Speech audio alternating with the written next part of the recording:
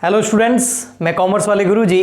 Students, अगर आप class 12th के अंदर हैं और आपके एनसीईआरटी का सिलेबस लगता है, चाहे आप सीबीएसई बोर्ड के स्टूडेंट हो या आप किसी स्टेट के स्टूडेंट हो, लेकिन आपके सिलेबस जो अप्लाई होता है वो एनसीईआरटी बोर्ड का अप्लाई होता है और आपकी क्लास 12th कॉमर्स है और उसके अंदर बिजनेस स्टडी नाम का आपका सब्जेक्ट है, तो ये वीडियोज़ बहुत काम के हैं आपके लिए, क्योंकि एक सीरीज़ बनेगी जो आपके मई 2021 में जो एग्ज़ाम है बोर्ड की, उसमें आपके बहुत काम आएगी।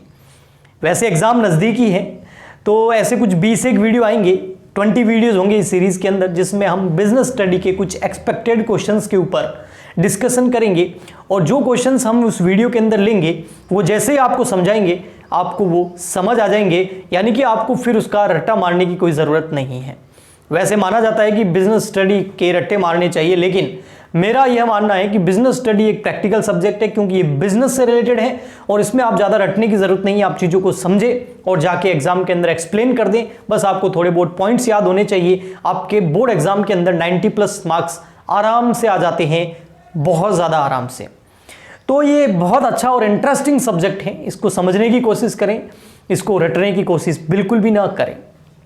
तो चलिए हम इस सीरीज़ को आगे बढ़ाते हैं। ये सीरीज़ का वीडियो नंबर 1 है और इसके अंदर हम आपको जो इंपॉर्टेंट क्वेश्चंस बताएंगे, एक्सपेक्टेड क्वेश्चंस बताएंगे बोर्ड एग्जाम के हिसाब से, उसको हम एक्सप्लेन भी करेंगे उस टॉपिक को, तो टॉपिक वाइज चीज़ें चलेगी। और एक चीज़ आपको और बता देता हूं कि इसमें हमने जो कोविड-19 की वजह से जो टॉपिक्स जो डिलीट हो गए हैं उनको हम कवर नहीं करेंगे। जो आपके बोर्ड एग्जाम में आ रहे हैं टॉपिक्स, ओनली उसको ही कवर करेंगे। तो आइए स्टार्ट करते हैं। सबसे पहले class 12th business study expected questions, important question for board exam 2021 मई के अंदर जो आपकी है। यूनिट फर्स्ट ले रहे हैं, यूनिट फर्स्ट यानी कि आपका चैप्टर नंबर 1 ले रहे हैं। उसके अंदर एज ए टीचर जो मुझे लगता है कि एग्जाम के अंदर क्वेश्चन आ सकता है बोर्ड एग्जाम के अंदर, वो एक टॉपिक मुझे सबसे अच्छा लगता है और बहुत बढ़िया टॉपिक है, वो है ऑब्जेक्टिव्स ऑफ मैनेजमेंट। मैनेजमेंट के क्या ऑब्जेक्टिव्स हैं? यकीन मानिए जब आप ये वीडियो पूरा देख लेंगे आपको ये मैनेजमेंट के जो ऑब्जेक्टिव्स है ये अच्छे से समझ में आ जाएंगे और आप बिना इसको रटे आराम से एग्जाम के अंदर या घर बैठे भी लिख पाएंगे, क्योंकि आपको ये चीजें समझ आ जाएगी। थोड़ा सा आपको पॉइंट्स के ऊपर फोकस करना पड़ेगा। ऑब्जेक्टिव्स ऑफ मैनेजमेंट की बात करें तो इसके अंदर 3 ऑब्जेक्टिव हैं। कितने हैं ऑब्जेक्टिव्स ऑफ मैनेजमेंट? कितने? 3 हैं। अब ये 3 ऑब्जेक्टिव कौन कौन से? तो सबसे पहला आता है ऑर्गेनाइजेशनल ऑब्जेक्टिव, सेकंड नंबर आता है आपका सोशल ऑब्जेक्टिव, थर्ड नंबर आता है आपका इंडिविजुअल ऑब्जेक्टिव्स। एक मैनेजमेंट के जो ऑब्जेक्टिव है, किसी भी मैनेजमेंट बिजनेस के अंदर जो मैनेजमेंट होता है, एक ऑर्गेनाइजेशन के अंदर जो मैनेजमेंट होता है, या एक सोसाइटी के अंदर जो मैनेजमेंट होता है, एक बिजनेस का जो मैनेजमेंट होता है, उसके 3 ऑब्जेक्टिव बताए हैं। सबसे फर्स्ट है ऑर्गेनाइजेशनल ऑब्जेक्टिव, सेकंड है सोशल ऑब्जेक्टिव, थर्ड है इंडिविजुअल ऑब्जेक्टिव। ऑर्गेनाइजेशनल ऑब्जेक्टिव की बात करें तो ये सबसे इंपॉर्टेंट है। और ऑर्गेनाइजेशनल ऑब्जेक्टिव यानी कि एक बिजनेस के लिए मैनेजमेंट के क्या ऑब्जेक्टिव हैं, तो इसके अंदर 2 जो आपके एनसीईआरटी की बुक है उसके अंदर जो वो थ्योरी लिखी हुई है वहां से उसको पढ़ेंगे तो 2 चीजें निकल के सामने आती हैं। इसमें एक आता है आपका मेन ऑब्जेक्टिव और एक आता है आपके इकोनॉमिकल ऑब्जेक्टिव्स।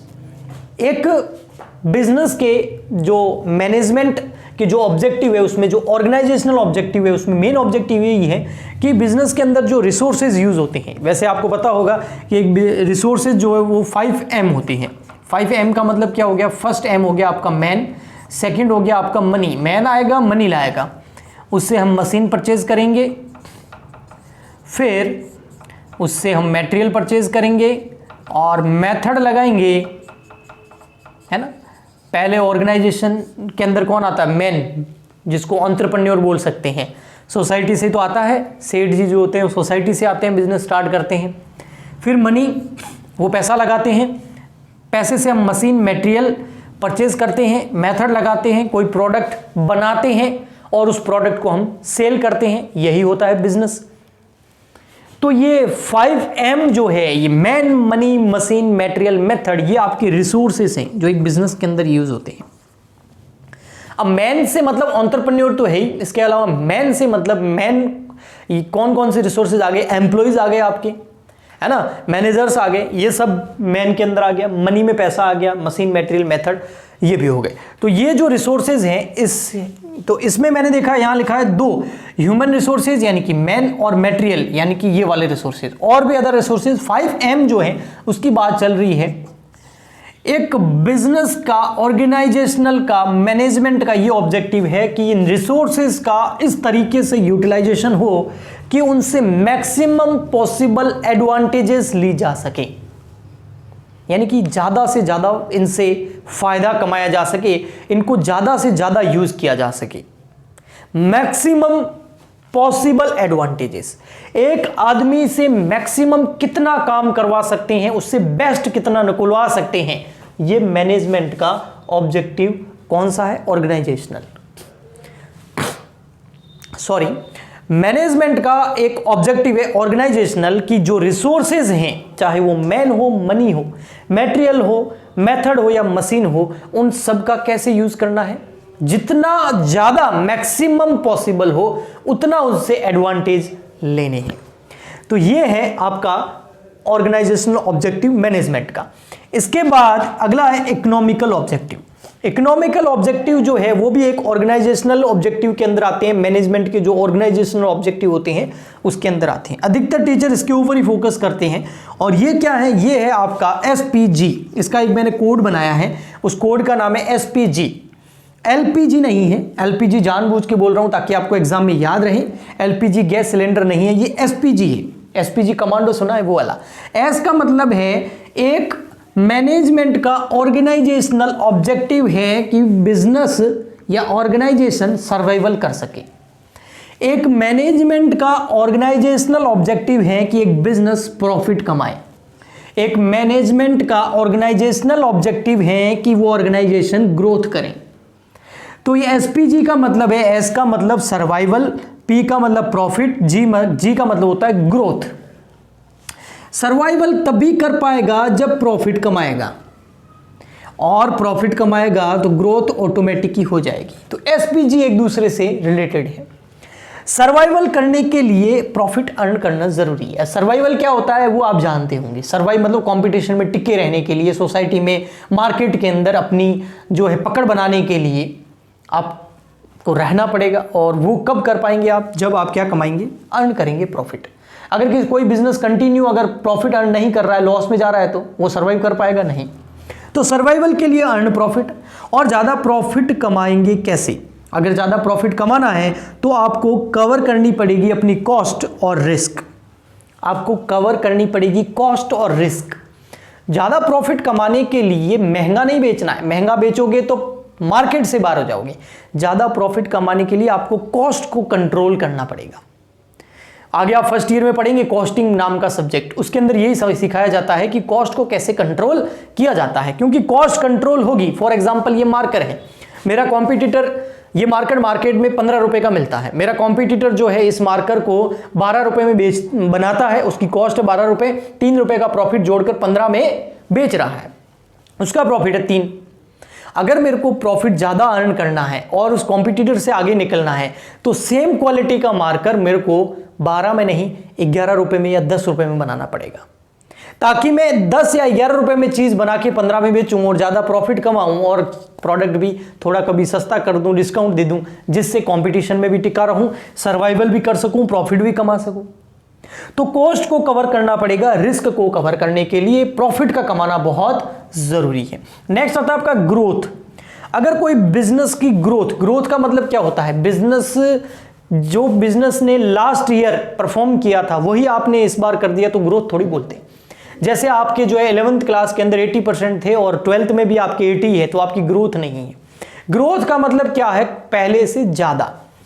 और कोई भी बिजनेस ग्रोथ कर रहा है या नहीं कर रहा है ये कैसे पता चलेगा? वो पता चलता है लॉन्ग रन में। अगर किसी बिजनेस को रहना है, लंबे टाइम तक चलना है, 100 साल 200 साल 500 साल कंपनी को चलाना है, तो उसको लॉन्ग रन के लिए 2 चीजें करनी पड़ेगी। एक तो इंक्रीज इन सेल और एक increase in number of employees.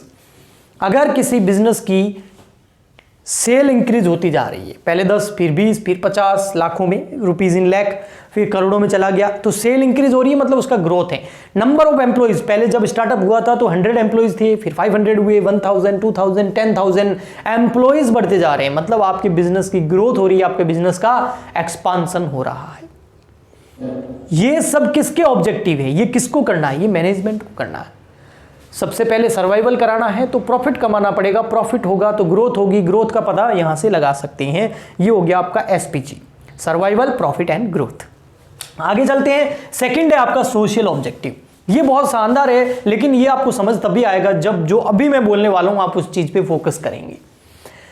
एक बिजनेस जो है पूरा डिपेंड करता है सोसाइटी के ऊपर, समाज के ऊपर, क्योंकि अगर सोसाइटी नहीं होगी तो बिजनेस होगा ही नहीं।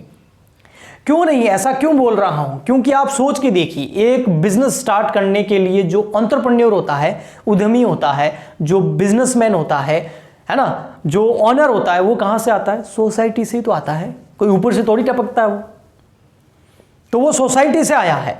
अच्छा, उसके बाद एम्प्लॉइज सोसाइटी से आएंगे। अच्छा, जो प्रोडक्ट बनाएंगे वो हम किसको वापस सेल करेंगे, कस्टमर को। कस्टमर कहां से आएगा, सोसाइटी से आएगा। तो सोसाइटी नहीं होगी तो बिजनेस भी नहीं होगा। तो बिजनेस सारे रिसोर्सेज सोसाइटी से प्राप्त करता है, सोसाइटी से लेता है, उसके बाद उससे कुछ प्रोडक्ट बनाता है और वापस सोसाइटी को सेल करके प्रॉफिट कमाता है। यही बिजनेस होता है। इसीलिए एक मैनेजमेंट के सोशल ऑब्जेक्टिव भी होते हैं कि वो सोसाइटी का ध्यान रखें, क्योंकि सोसाइटी गई तो बिजनेस भी गया। यूज कैसे ध्यान रख सकते हैं, use environmental friendly method of production. Production के ऐसे मेथड्स यूज करने जो एनवायरमेंटल फ्रेंडली हो, जिससे एनवायरमेंट को कोई नुकसान नहीं हो। वैसे आप जानते हैं कि जितने भी प्रोडक्ट बन रहे हैं उनसे अधिकतर यही होता है, क्या होता है, एनवायरमेंट पोल्यूटेड होता है। अभी फॉर एग्जांपल के लिए अगर एक कंपनी है जो बहुत फेमस हो रही है, टेस्ला, उसका जो ऑनर है, एंटरप्रेन्योर है जो एलोन मस्क, आप जानते होंगे, आज के अगर रिसेंट आप देखते होंगे न्यूज के अंदर तो उनका बहुत आता है। उन्होंने बहुत पैसा कमा लिया है, लेकिन फिर भी उनका फोकस कहां पे है, उनका फोकस है एनवायरमेंटल फ्रेंडली प्रोडक्शन करना। एनवायरमेंटल फ्रेंडली कैसे, वो टेस्ला की जो है इलेक्ट्रिक कारें लेके आना चाहते हैं और पूरी दुनिया के अंदर पहुंचाना चाहते हैं, जिससे क्या हो, इलेक्ट्रिक कारें एनवायरमेंटल फ्रेंडली है, उससे एयर पोल्यूशन नहीं होगा, उससे साउंड पोल्यूशन भी नहीं होगा। तो आपको सोसाइटी के लिए भी काम करना है। एक मैनेजमेंट का ऑब्जेक्टिव है सोशल ऑब्जेक्टिव, कि ऐसे मेथड लेके आना, ऐसे प्रोडक्ट बनाना, इस तरीके से बनाना कि सोसाइटी के अंदर ज्यादा पोल्यूशन नहीं हो। आप जो ये एलन मस्क का एग्जांपल है, ये आप अपने एग्जामिनर को दे सकते हैं अगर वो पूछे तो। अगला है, अब ये कैसे कर सकते हैं, अगला है एम्प्लॉयमेंट अपॉर्चुनिटी। वैसे आपको पता है एक मशीन आती है तो कितने लोगों की जॉब छूट जाती है, तो ऐसा नहीं करना चाहिए। कुछ ऐसे तरीके अपनाने चाहिए जिससे समाज के अंदर जो है, सोसाइटी के अंदर जो है एम्प्लॉयमेंट अपॉर्चुनिटी मिले लोगों को, है ना। अधिकतर अपने इंडिया के अंदर अगर आपको लगता है कि जो एक अनएम्प्लॉयमेंट नाम की प्रॉब्लम है इसको दूर करना है, तो एंटरप्रेन्योरशिप जरूरी है ना, यानी कि बिजनेस बहुत जरूरी है, क्योंकि वो क्या करता है, अपॉर्चुनिटी देता है, कौन सी, एम्प्लॉयमेंट की, यानी कि बेरोजगारी दूर होती है। नेक्स्ट सोशल ऑब्जेक्टिव है प्रोवाइडिंग बेसिक एमिनेंस। लाइक ये तो आपका एक टॉपिक भी है, CSR, corporate social responsibility companies act 2013 के अंदर CSR दे रखा है, आपके आगे आएगा भी।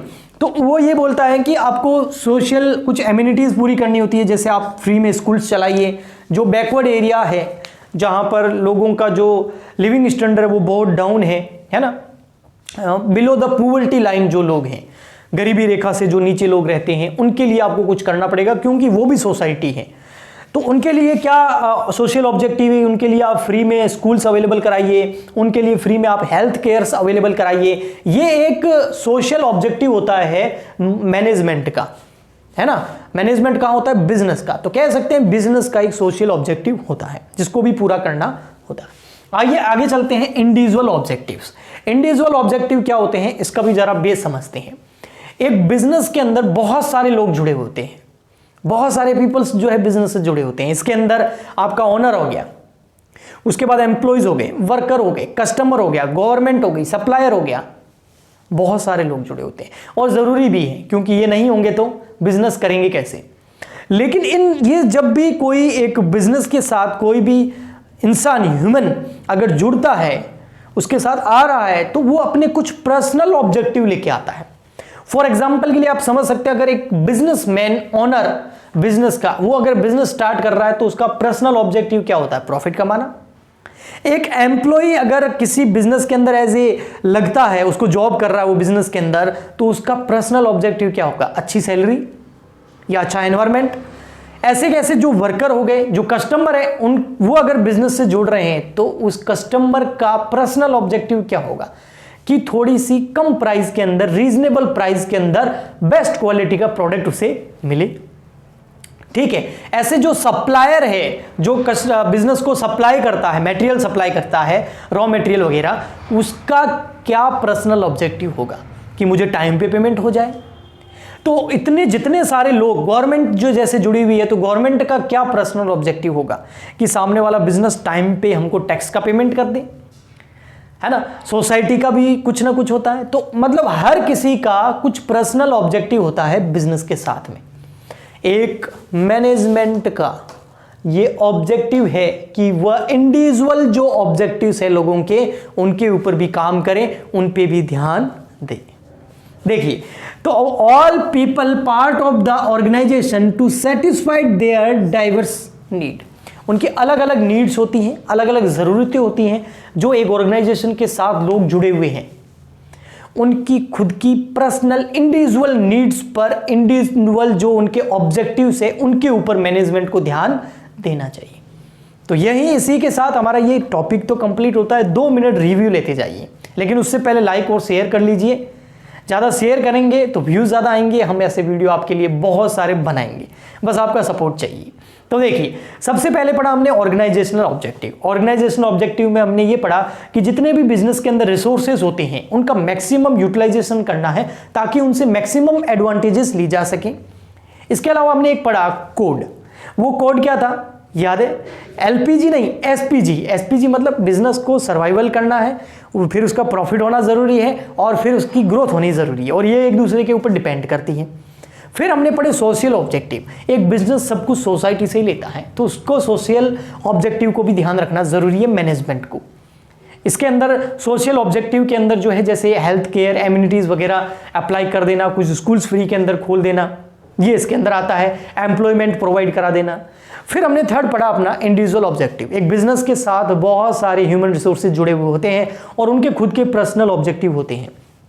एक मैनेजमेंट को इन इंडिविजुअल ऑब्जेक्टिव के ऊपर ध्यान देना चाहिए और इनके जो नीड्स है उसको पूरा करना चाहिए, तभी बिजनेस ग्रो कर पाता है। तो ये थे मैनेजमेंट के ऑब्जेक्टिव। अगर अच्छा लगा है तो प्लीज़ लाइक करें, शेयर करें, सब्सक्राइब करें, सपोर्ट करें, ताकि हम आपको बेस्ट क्वालिटी का एजुकेशन ला के दे, जिसमें आपको रट्टा नहीं मारना पड़े। आपको वास्तव में आगे जाके जो है, आप ओनली एग्जाम पर्पज से ही नहीं, आपके लाइफ के अंदर अगर आप बिजनेस स्टार्ट करें तो ये चीज़ें कहीं ना कहीं आपके काम आए।